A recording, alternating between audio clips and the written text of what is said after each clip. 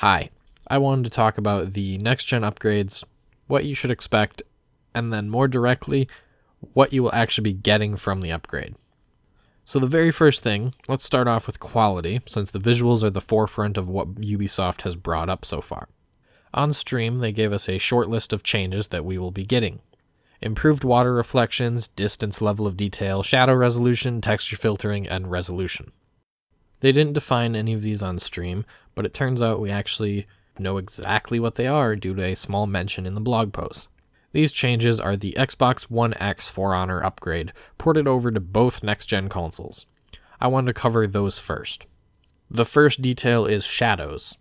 Shadows in For Honor are purely resolution-based. They have a toggle from off, low, medium, high, and ultra, and For Honor does not feature hard contact shadowing, an advanced shadowing technique for more realistic shadows, so our only option here is the higher resolution. Old gen shadows get a level around medium, with the upgraded version being high settings. Not quite ultra, but it makes sense. Personally, I think high looks better anyways, given ultra's sharp edges.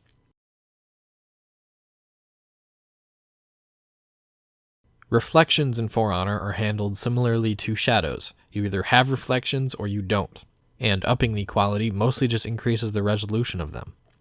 I believe next gen is getting the medium setting, a significant upgrade from the current setting of none. This handles the gray mass of water nicely, giving some life to it. It also gives some wonderful appeal to the rainy maps where puddles are formed on the ground.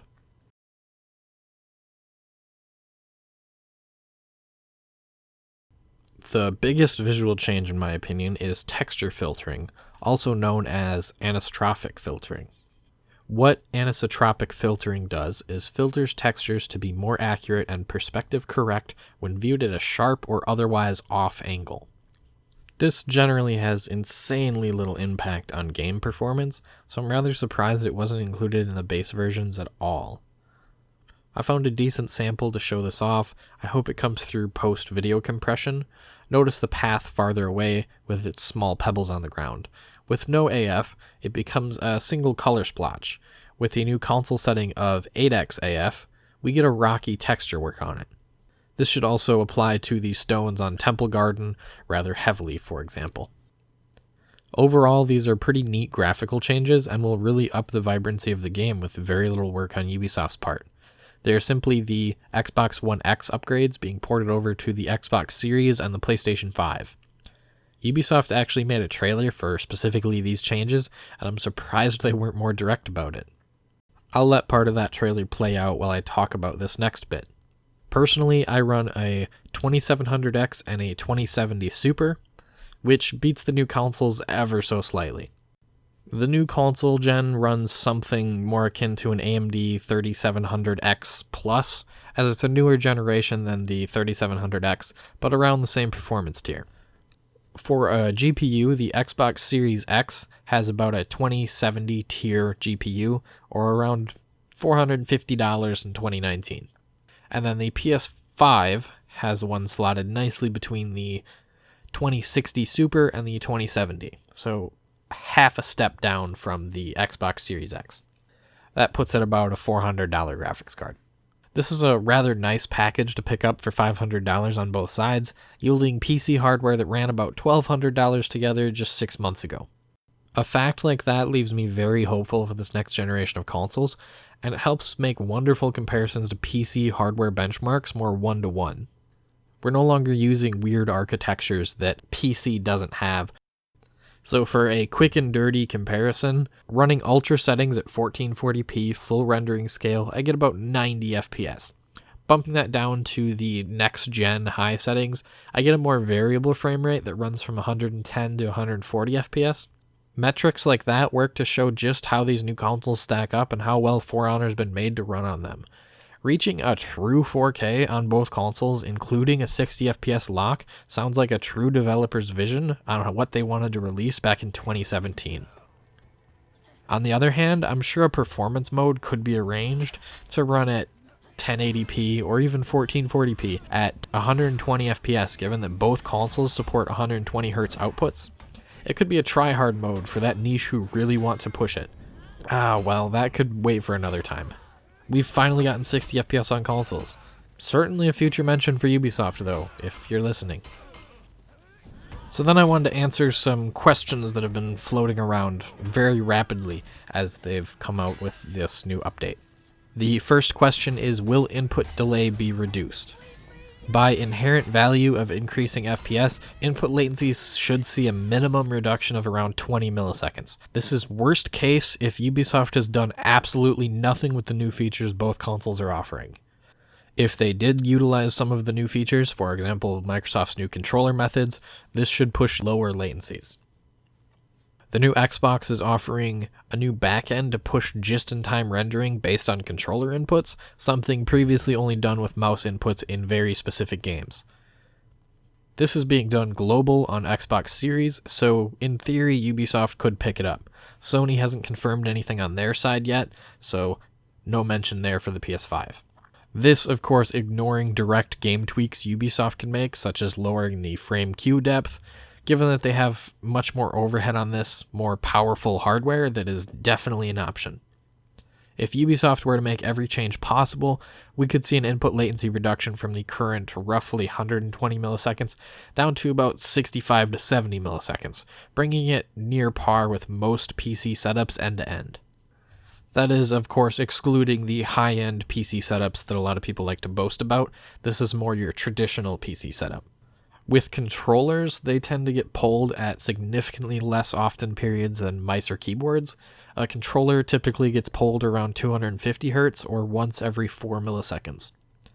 With Microsoft's new console, they are pushing this towards an older interrupt system where instead of the console asking the controller just tells the console.